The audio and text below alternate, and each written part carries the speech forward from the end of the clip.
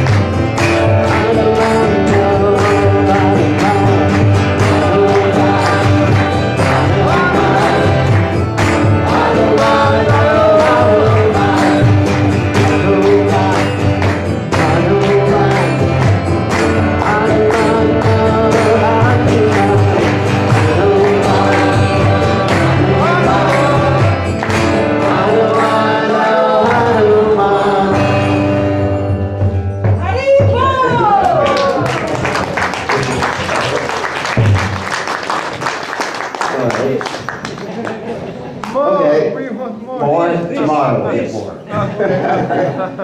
We're supposed to have a little philosophy today. So, I guess, Om Gana Timirandasha Gananjana Shlakaya Chakshuru Vidikam Yena Tosmai Shigurve Maha. So what I thought we'd do this year, which is different from every other year, is that we have questions and answers about anything you wanted to know but were afraid to ask. You know, real controversial subject matters if you want, like Krishna West or something.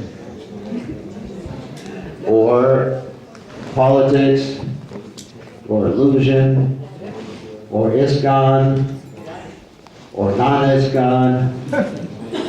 Anything you wanted, the devotees wanted to ask. So, we're going to start. Does anyone have any questions? Yes? Maharaj, Translation don't just a work. moment. Translation. Oh, translation not working?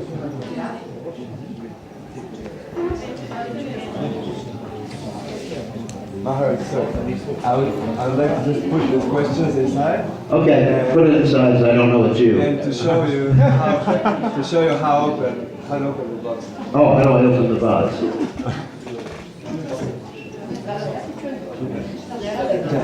So this side, you have everything with it. Just pull, Oh, it comes out. pull to open. Yeah. Pull to open. Okay. Very nice. Oh,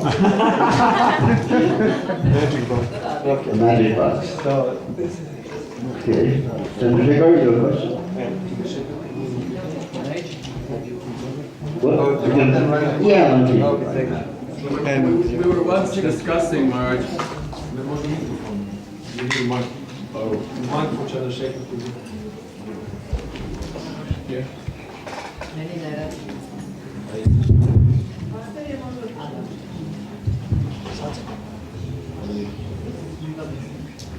For better or for worse, it seems that at ground level, many, if not most, devotees don't follow the four regulative principles fully decades in after their initiation. I thought we only had two regulars. Anyway, And therefore, no mushrooms, no garlic bread. All right,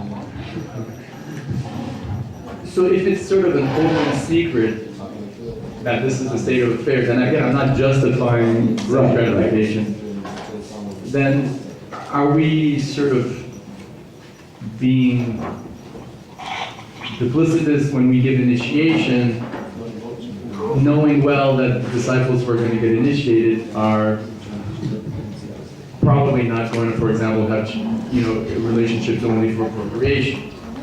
And so how do we resolve that sort of disconnect between reality at ground level and the initiation? Okay, so first of all, define the four regulative principles for me.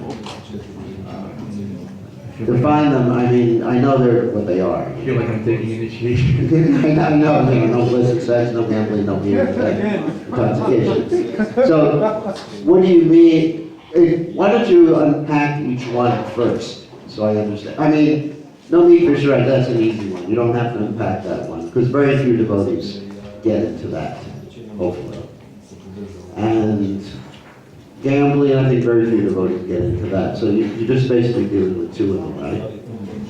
So could you unpack the no illicit sex one? Well, I guess we're getting into the discussion of what that means. Yeah, that's right. I suppose at the highest level, it means sex just for procreation. Yeah.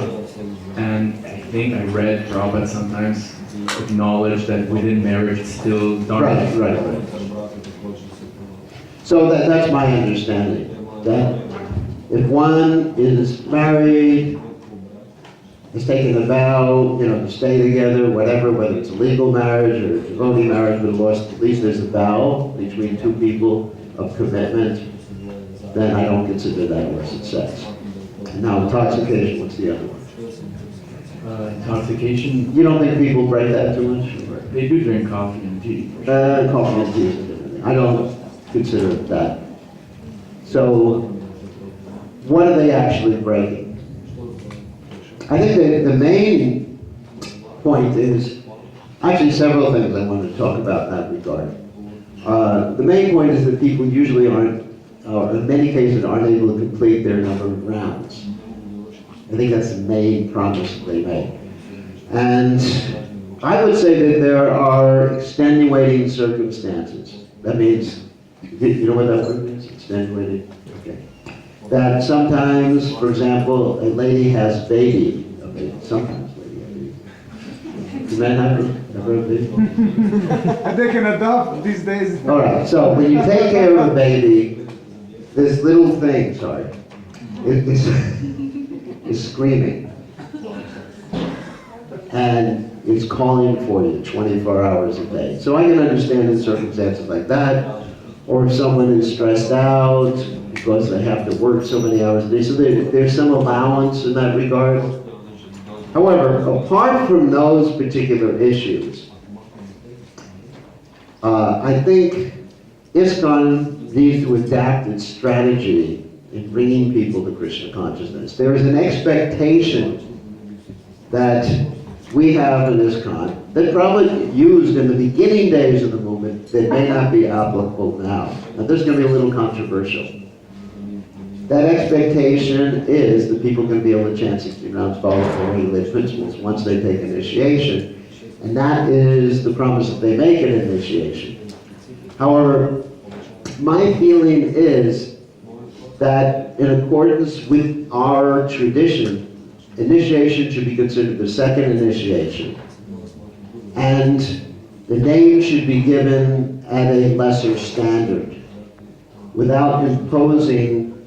Now, I'm not trying to discourage those of you who just take a first initiation, telling you don't chant 16 rounds or anything like that, because you did promise to do that. But without imposing a very high, unrealistic expectation on people, especially in the modern world. Not just the Western world, but also in Eastern world, as it is right now, because people have very complicated lives. And I understand that. And people have all sorts of issues, mental, psychological, physical issues that they have. Now, when we're very young, out of enthusiasm, we could take vows and promises to do anything that we may not be able to fulfill later on.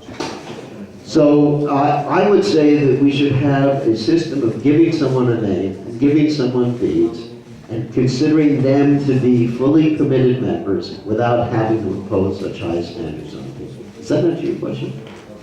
Because I think that's where you were going to with that question. Let's be realistic. At the same time, we want to bring people into Krishna consciousness. Without some sort of commitment ceremony for people, then we're going to start losing a lot of people.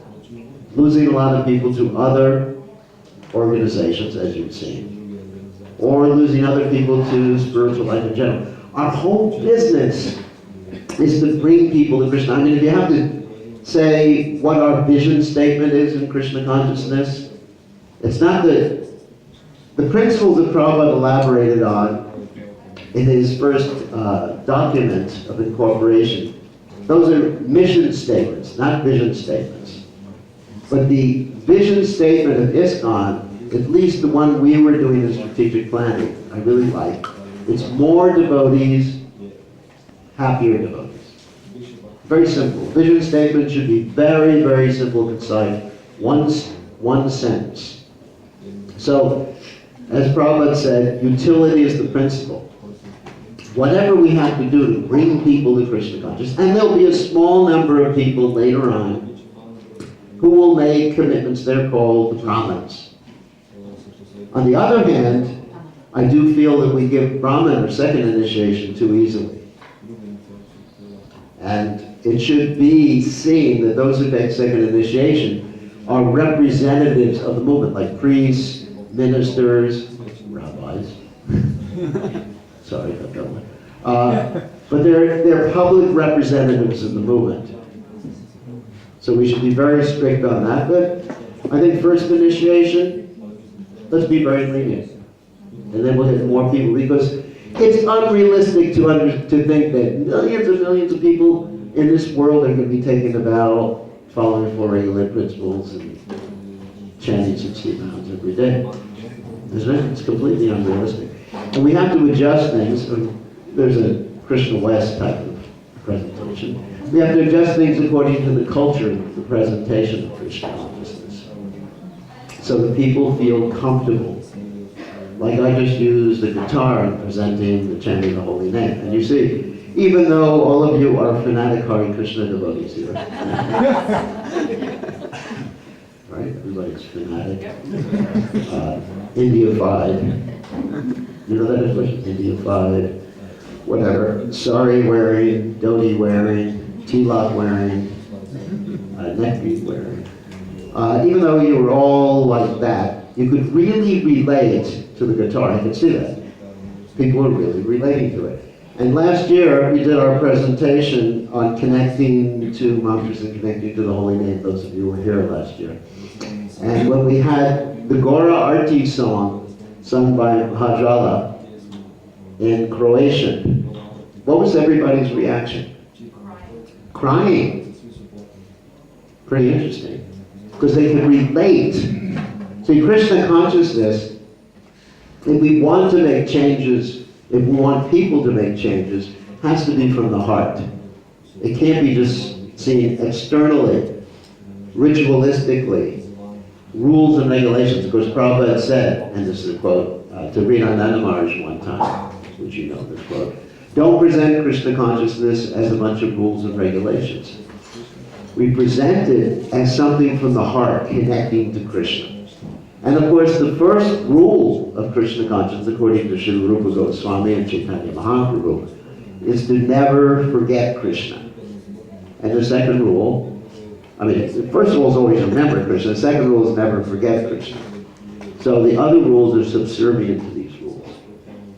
So we have to adjust our presentation and commitments when we're dealing with people so that we can expand the Krishna consciousness movement and make more devotees. Does that answer your question? Yes, Maharaj, you brought up one, if I may. Yeah. Regarding the clothes or instrumentation. Yeah. Clothes or instrumentation, you get plenty of quotes from Prabhupada to justify that. Yeah. But what you suggest, what I theoretically agree with, would be met with a lot of resistance, given the first initiation has always been a 16-rounder, four regs established by Prabhupada himself. You would theoretically agree with, but not really. I agree. Well, Okay. I just think that it would be a lot of. There'd be a lot of pushback. There'd be a lot of pushback to that. But you see, Srila Prabhupada, he adjusted strategy according to what worked and according to what didn't work. For example, at one particular juncture, Srila Prabhupada forbade the devotees from wearing wigs and doing other things, what we would call Western clothes, not Karni clothes, on Sankirtan. And when it was presented to Prabhupada that the books distributed would diminish, the quantity of books would diminish radically, Prabhupada changed his opinion. So maybe you don't call it initiation, maybe you call it a commitment ceremony, but some way that people feel they can belong. I remember when I joined the Krishna consciousness movement about 300 years ago, in the Dark Ages or something. And actually, I remember my non-devotee name, or my Western name, my demon name. And devotees would call me Bhakta Demon, Bhakta whatever the name was. I know what it is, I haven't forgotten it yet. I don't have problems like that. And I remember I just think, I want to change my name so I feel I belong. Because everybody else was going along, had the name, and the temple president was Hridayananda Das Adhikari at that time. He was married. And everybody else, not everybody else, but many devotees had a spiritual name. And I just felt, I don't belong until I get a spiritual name. So after 2 weeks in the Krishna consciousness movement, I wrote Prabhupada requesting initiation so that I could get a spiritual name. I didn't think so much about the commitment, which I already had made, But my whole, or going, even becoming Krishna conscious. You know, that wasn't my motivation at all. My motivation was to fit in. Because we all have this need for community, right? And if you're just called, you know, Dr. Joe, yuck. And everyone else is Jabuna Jiva. You know, you fit like feel like you're an outsider, don't you? So, anyway, so then I wrote Prabhupada, and what happened is the temple president found out that I had written Prabhupada, and he almost killed me. That wasn't Sri Maharaj, that was Amarendra, who was about 3 meters tall. Definitely don't want a temple president 3 meters tall, and runs around with a broom to hit you with. So anyway, so that was my intention. I wanted to fit in. And, you know, I could ask any of you, like, who else had that intention in the beginning? You know, a lot of us. It wasn't like, I want to go back to God and I want to connect. I want to fit in. So, we have to give people a way to fit in. Otherwise, they'll be pressured into thinking that they have to take that step of taking the vows, when you call it initiation. But I think the absolute minimum should be that they would get a spiritual mate. Then they will fit in. And then we'll start to make more devotees. I mean, it's such a high barrier. I'm doing Western preaching all the time, as you are, I'm sure you are. And I find it's such a high barrier to make a devotee at this point. Because maybe it's because of the state of the situation of the culture right now. When I became, well, I didn't become Krishna conscious, never have. When I joined the Krishna conscious movement, everyone practically in my age group, they look weird. You know, before I joined, we had tie-dye clothes. Does everyone know what tie-dye clothes are? No? That's when you take your clothes, you put a dye and you tie knots in them. You put dye in the washing machine, then you untie the knots, make other knots, and put another dye in the washing machine. And that's how just about everybody looked. So to get people to change their way of life, you know, externally, was not such a high barrier. In fact, wearing dhotis was probably more conservative than the way most people dressed or didn't dress. You know, people run around naked too. So therefore, it was easy to make devotees. And also, there were other factors, such as that everybody, or almost everybody, in the 1960s was intoxicated. So you just go out on the street, you drag an intoxicated person back in the temple, and shave their head while they were still asleep. And they'd wake up in the morning and get 10 bhakti points. Did you actually do that? Did it actually happen? Yeah. Yeah, there was one devotee whose name was published a book about how to make new bhaktas. And one of the ways was, if someone comes to visit you at the temple and they drive their car, you pull the spark plugs wires out of their car so they can't go, they can't leave. And then you get 3 points for an overnight stay. Just like we have our book distribution point system. So you get different points. You get Sika points. For every Sika that you gave someone, you get 5 points. What do you get after so many points? What do you get? You win! It's like the Sankirtan newsletter, you know, whoever gets the most points wins. You go to Mayapur, you get an award. The best bhakta maker, the most Sikas of the year, goes to, you know, so-and-so. The most saris of the year. So, it was quite easy. I mean, maybe because people did get intoxicated and they stumbled into the door of the Hare Krishna temple. They did wake up the next morning as devotees. You know, they walked into the temple and saw everyone running around the bush. What's happening here? Wow.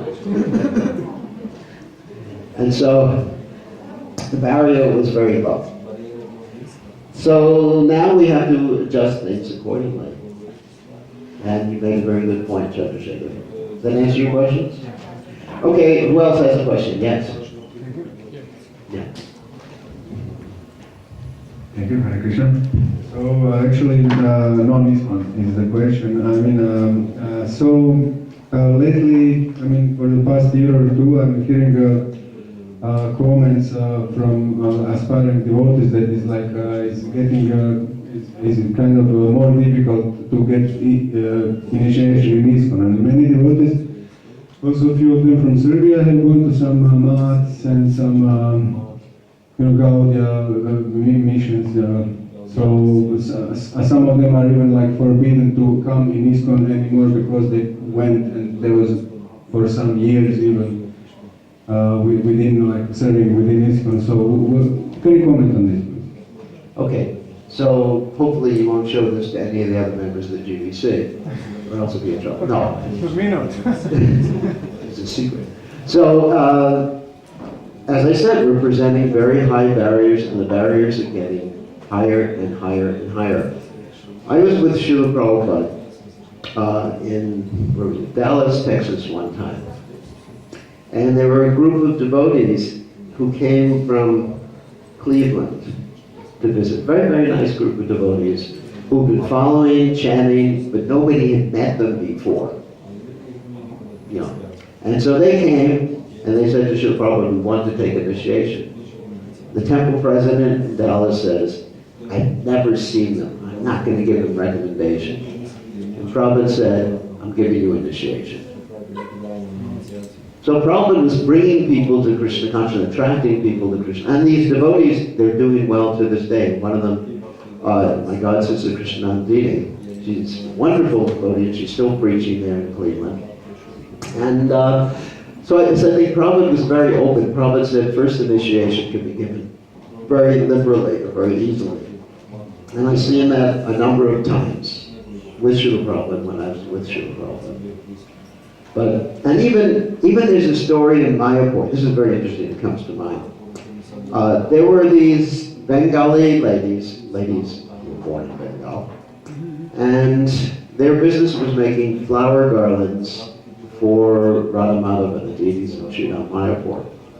So, Srila Prabhupada said, well, we'd like to give them initiation, so give them some beads. Okay, so they were given beads, you know, like these, to chant on. And they held the beads in the hands, and all they did was talk to each other. You know, like we do too. You know, Hare Krishna, Hare Krishna. How are you doing today? You know? So they would just talk, chat. You know, the Bengali ladies do sometimes.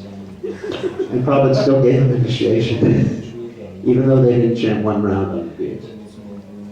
So, of course, that was in the Holy Dham, and of course we understand that everybody in the Holy Dham is a great devotee in any case. Still, Srila Prabhupada showed us that mercy. The whole point is Palina Parachiyate. Palina Parachiyate means you judge something by the fruits.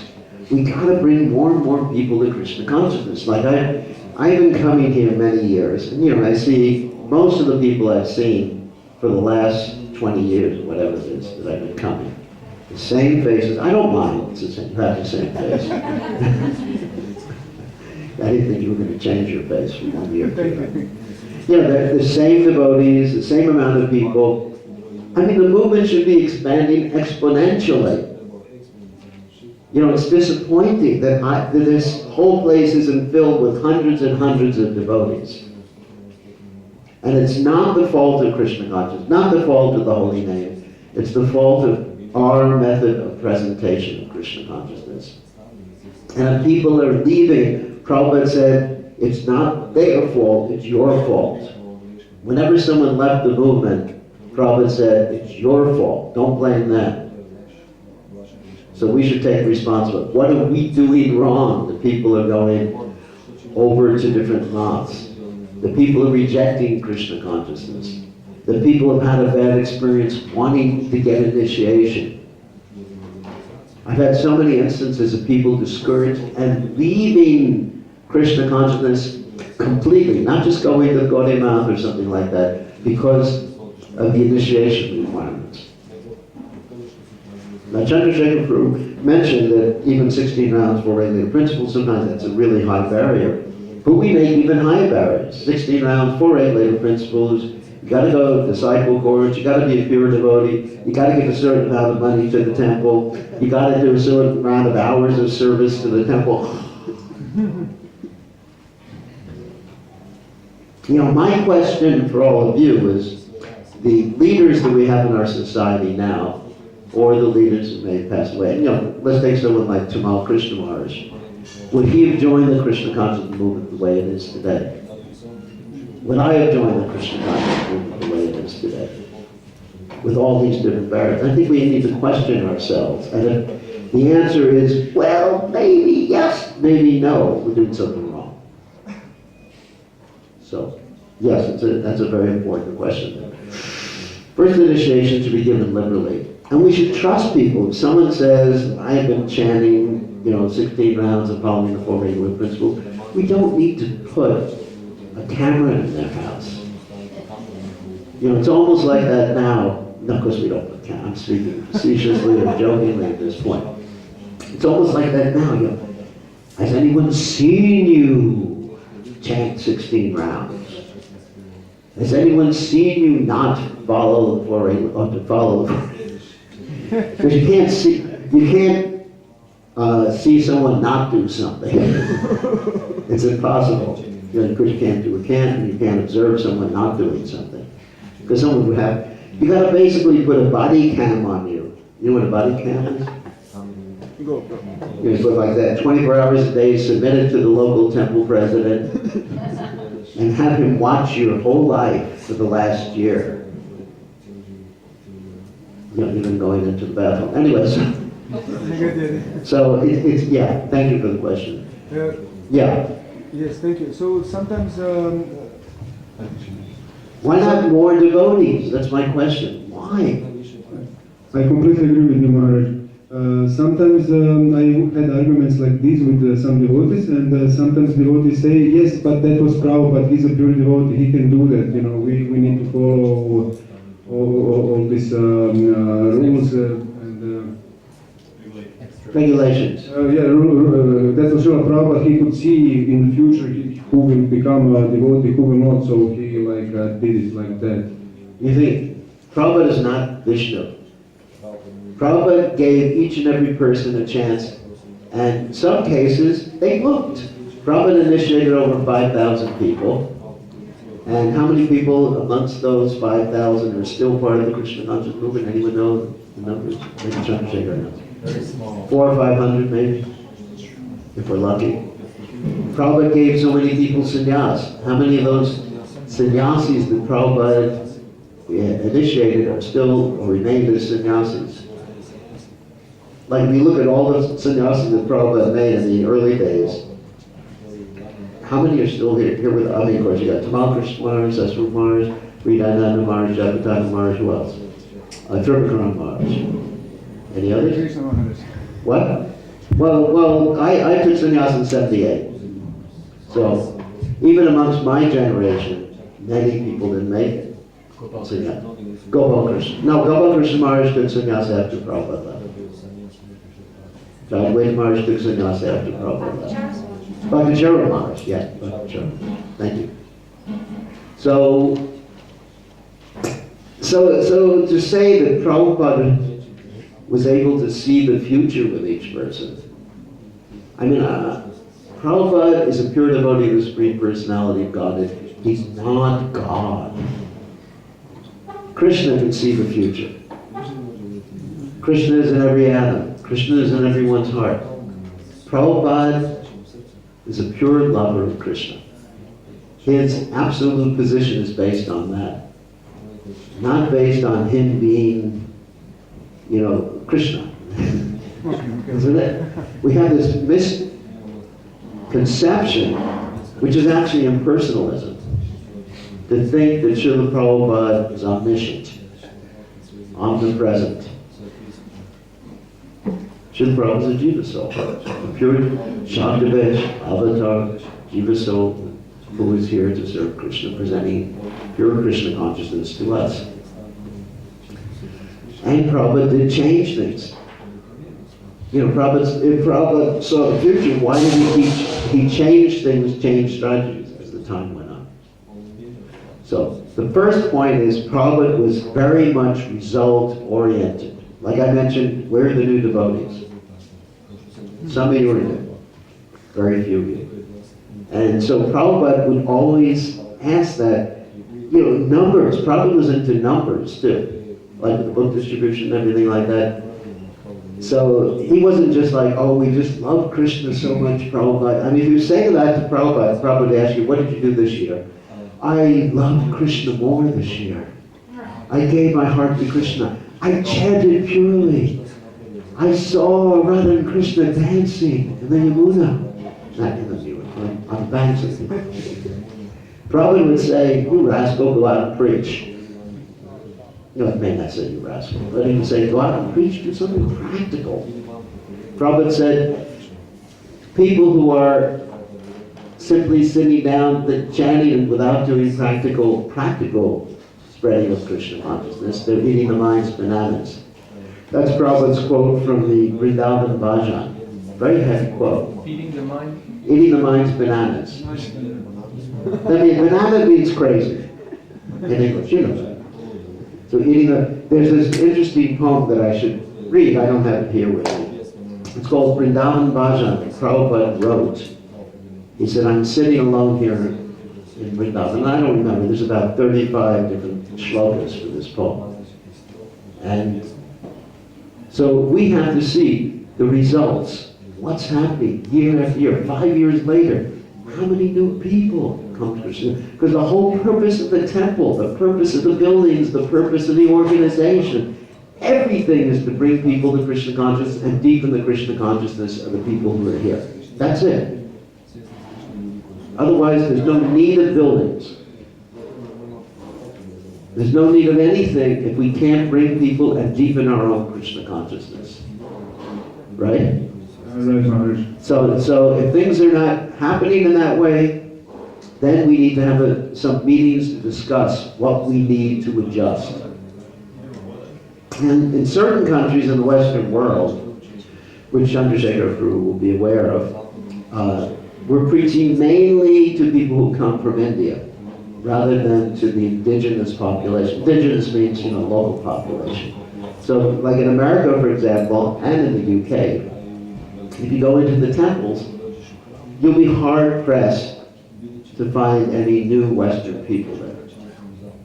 I mean, there's a lot of nice people from India, wonderful, but the local people are not becoming Krishna. Just like when Prabhupada went to, I believe it was Nairobi, Brahmananda was preaching there. And he was primarily preaching to the Indian population because they had money and they were easy. It's called the low-hanging fruit. You understand what I'm talking about? Like if you're going into an apple orchard, first you're going to pick the apples that are there. You're not going to want to get up on a ladder and pick the apples all the way at the top. So people from India, it's very easy. You preach to them, oh, chant Hare Krishna, here's Krishna, he's God, right on, right on forever. But people in the West, it's more of a struggle. So in many cases, in the Western world, not this part of the Western world, but where there's a large Indian population, you'll find primarily people from India, and we're not dealing or attracting people from the West. And even here, I don't see a lot of new faces, to tell you the truth. Yeah, everybody's getting old. A lot of old faces. Gray hair. Sorry about that one. My hair is still black. And pretty soon we're going to have to open up an old people's home for Krishna consciousness. Yeah. Yes, thank you very much. Anybody else have more? Can I finish one short one? So, can I have Harsh? Yeah. Okay, you made a very good point, thank you very much. I thought also same things about like sometimes I used to bring some new people to temple, but in like it was not very inspiring atmosphere. Once one devotee told he was kind of like a hippie guy, and he was like sweaty and stinky, and I think he came 2 or 3 times, and this devotee told him that he needs to go home and shower. He cannot stay in the Sunday feast, not in the daily Right. visit. So, what's the question? So He probably should take a shower. Yeah, definitely. But some new people, they come, or temple is really outside of the city or on the hill, and it's very difficult to come for many people not inspired to go on the last tram station and then the last bus station there, somewhere there. Or sometimes you bring even people in the city, like to the temple in the city, and then there is this brahmachari that is like 49 years old, and they are like Wait, you're getting too pointed. You're getting too pointed to a specific situation. Yes, I don't want to deal with a specific. Okay. There is like this not inspiring situation to join. Anyway, so the point is that we have the philosophical point. I don't want to talk about any particular situation. The philosophical point is we have to make centers where people can access us, and we have to make Krishna consciousness very easy, at least in the beginning. One thing we're doing in the United States, in my zone, is that we have a center. It's actually a Krishna West Center, but we changed the name. And the reason we changed the name is because people go on the internet and they look up Krishna West and Krishna, and they see all the conflict there.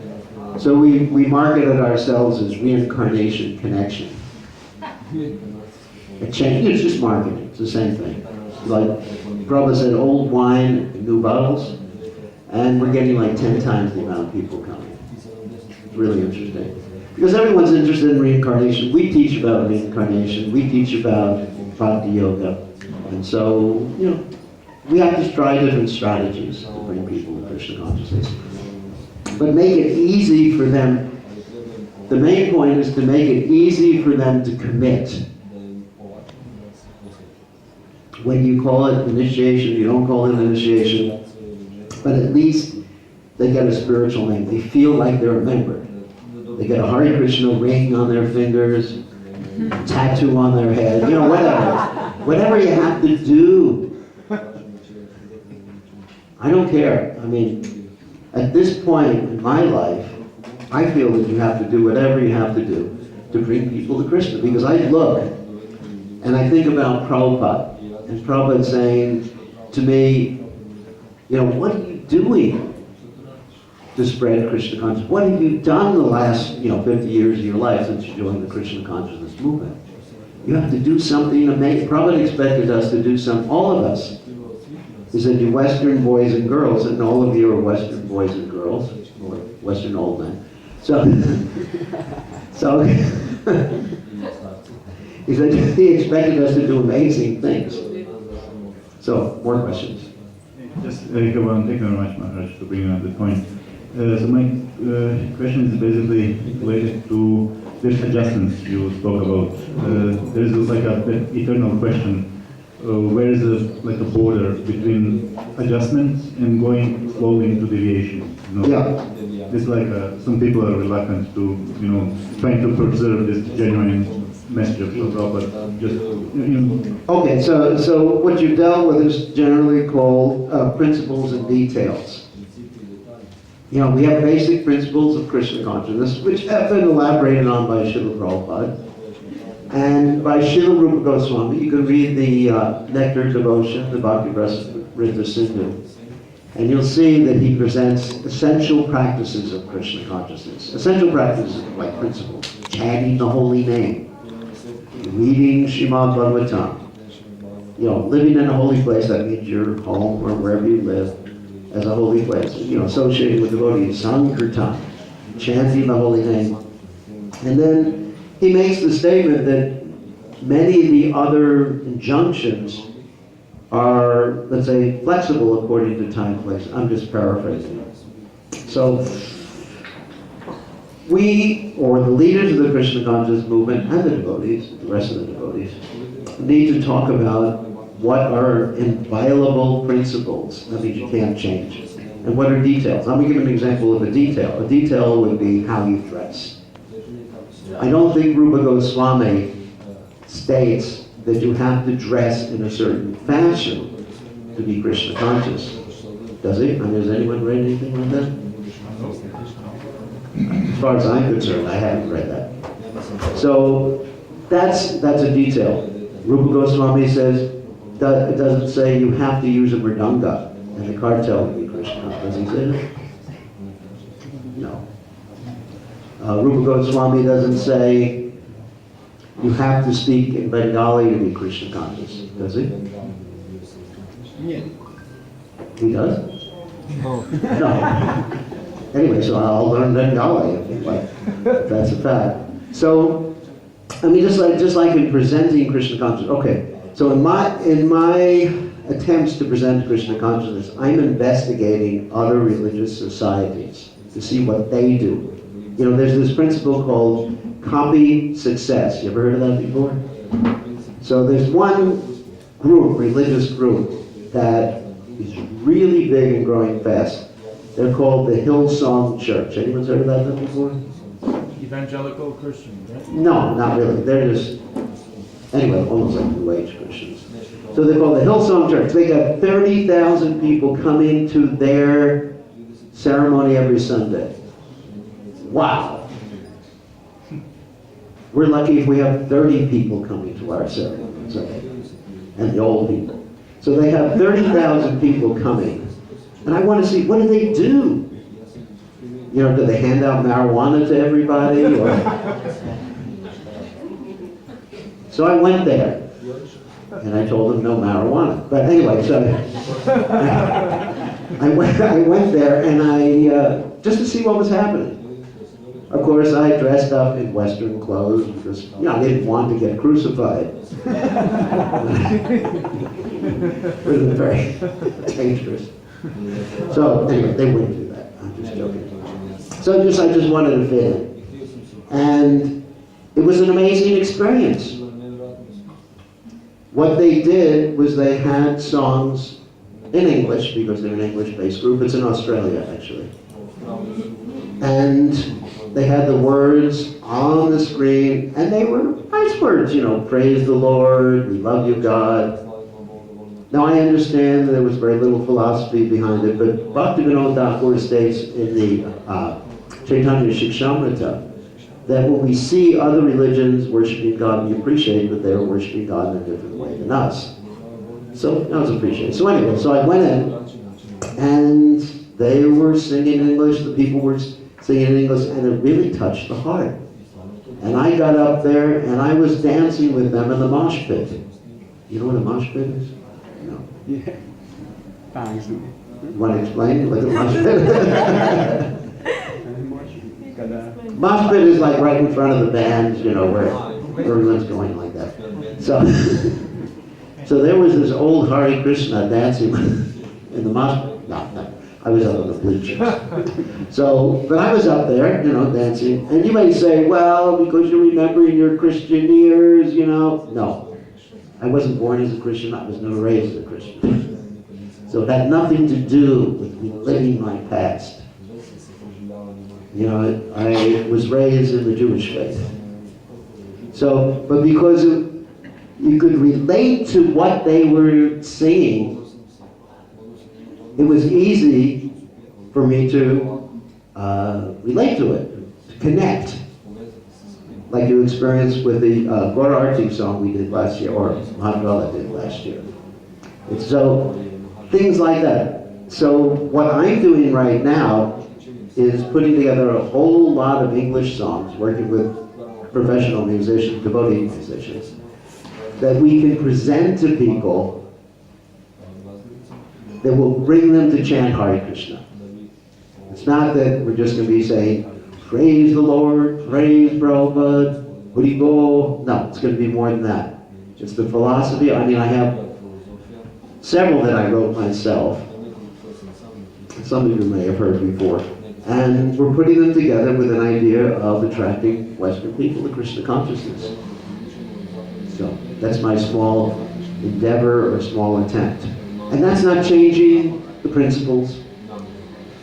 Because Narottam Das Thakur and the other Bengali poets, such as Srila Bhaktivinoda Thakur, they changed the details by bringing Sanskrit into Bengali.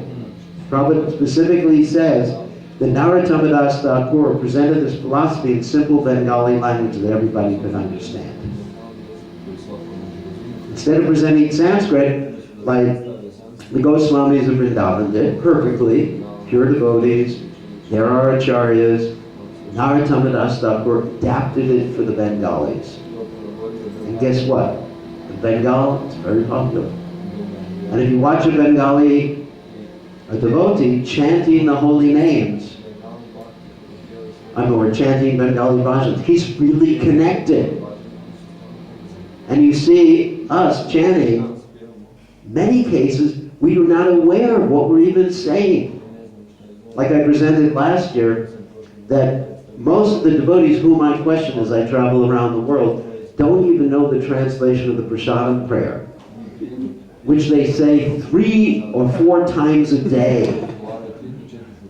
They think it's just like Om Tat Sat, thanks a lot. Rub-a-dub-dub, thanks for the grub. You know, that's what they think. How many people know, oh Lord, this material body is a place of ignorance, and all the senses, the tongue is of inspiration and control, etc. How many people know that? Very few people know that. And we're chanting all these prayers. And I don't expect the majority of devotees to become expert in Bengali and Sanskrit. It's just like an unrealistic expectation. So why not have these same prayers in English, or in Croatian, or in Serbian, or in Russian? Why not? And then you chant Hare Krishna together. What's the problem? If you can take it from Sanskrit to Bengali, why can't you take it from Sanskrit or Bengali to your local language? And then you're connected. Then more people will join. I mean, I can relate to Bengali. I know the words of Bengali pretty well. But a new person, they walk in the temple. It's like Indiana Jones in the Temple of Doom. Right? You ever seen that movie? It's just like, what's happening here? You know, I know what it means. But it's just like, wow, these people are from a different planet. You know, what language are they speaking? So let's make it as comfortable as possible for people. And that's one of the details. There's other details too, instruments that you play, hairstyle that you wear, different things like that are not mentioned by the acharyas. Now the temples, on the other hand, I feel the temples should remain the traditional way that they're going. Temples are temples, and there's other communities. Krishna consciousness in the future, if we're going to fulfill Prabhupada's dream, vision, it has to expand into different communities, types of communities, like the Catholic Church. One of the reasons the Catholic Church is so successful is they've integrated different communities.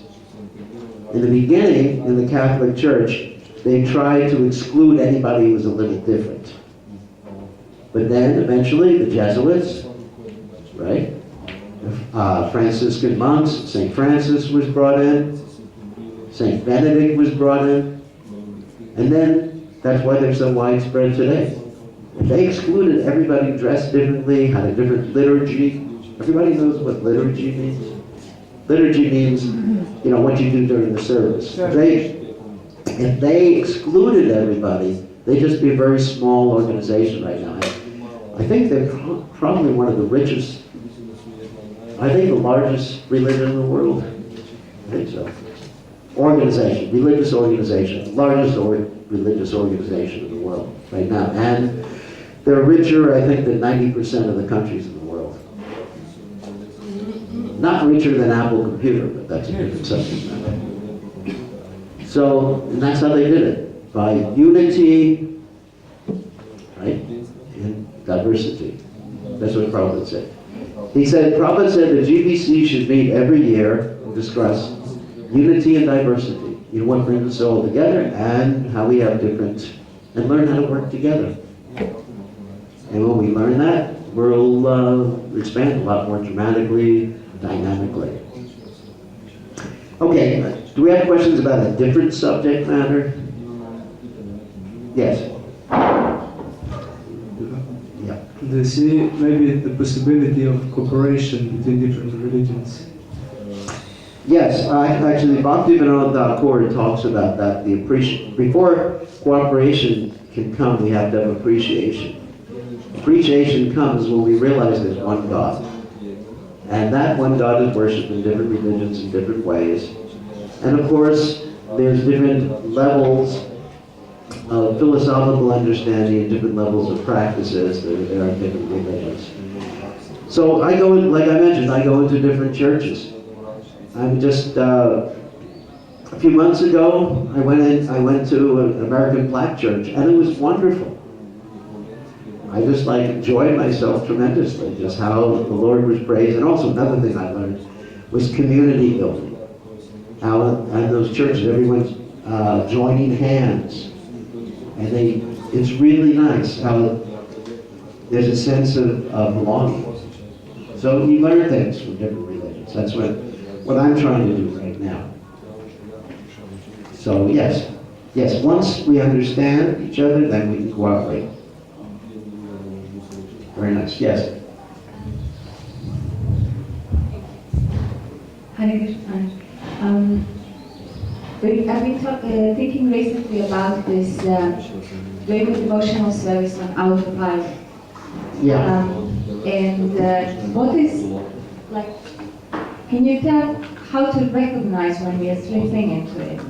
And what's the, Okay. if you can talk a little bit, Okay, because it's a very stale place to be. So you've obviously heard some of my seminars, because I talk about doing devotional service on autopilot quite a bit. So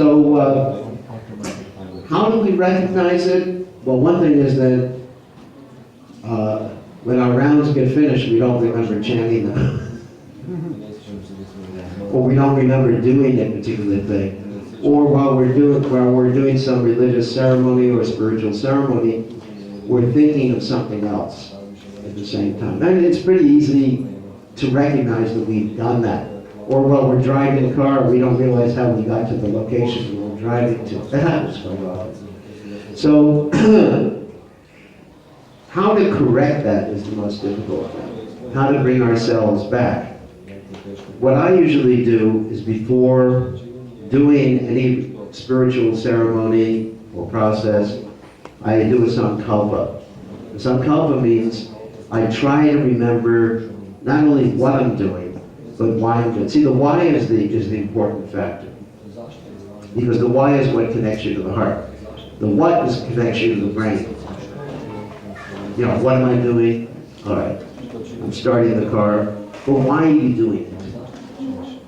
And if you go down or drill down to your why, which is an individual thing, then you'll be able to connect to the activity. You know, why am I chanting my rounds? Right, let's go around. Can anyone volunteer why they chant their rounds? No? Yes.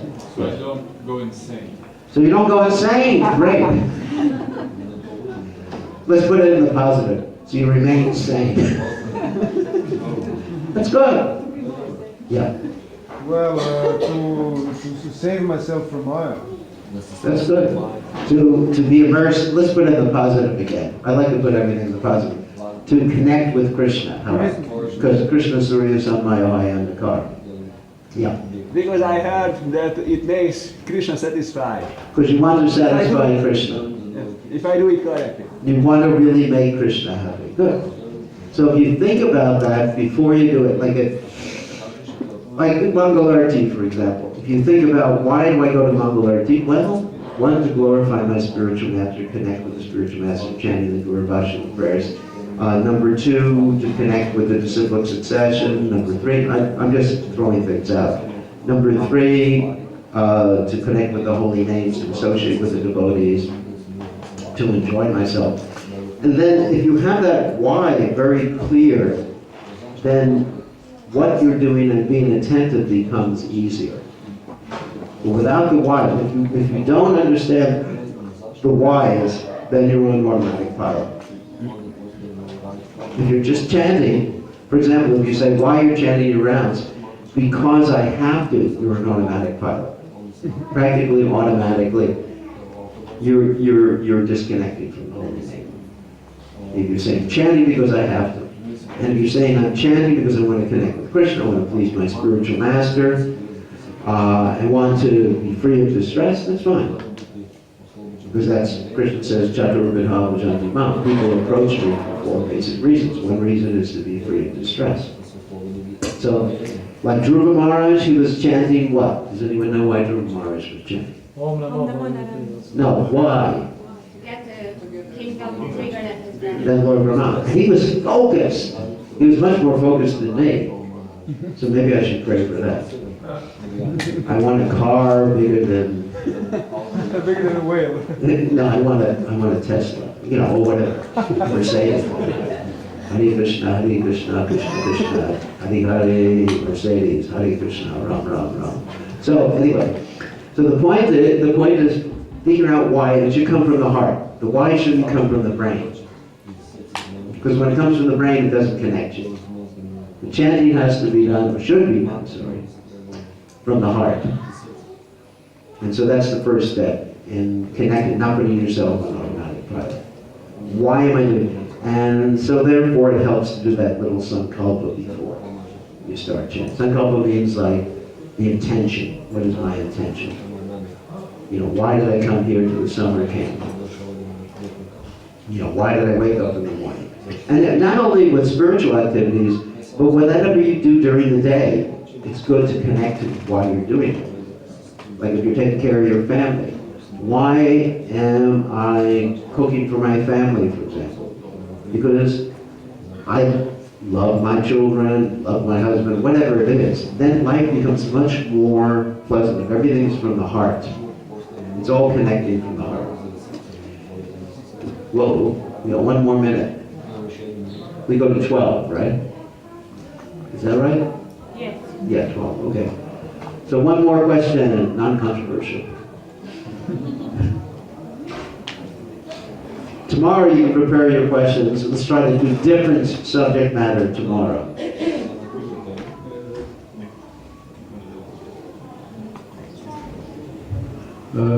It's regularly related with the language and everything you said. Okay. There is one part of tradition, I would say, I don't know actually. It is repeating Srimad Bhagavatam shlokas in the morning and Bhagavad Gita in the evening. I got a question from one very new devotee. Why we don't translate it before we chant it 10 times? So I was thinking, really, why not? and I have heard explanation in Sanskrit, it's anyway purifying, but it will be also be purifying if we know the translation, you know. And maybe we will be more inspired to even learn it a little by mind if we know what does it mean before we chant. That's an interesting suggestion. That could be done, you could try it. As long as you chant the Sanskrit, because that's what Prabhupada established. But, yeah, to understand what you're chanting before you chant. Interesting suggestion. You could do that. No, it's maybe a pure step to change everything of this, like Well, it is, but... Yeah, but we don't want to take away the Sanskrit, because that's part of our tradition. That's an essential part, chanting the Srimad Bhagavatam verses.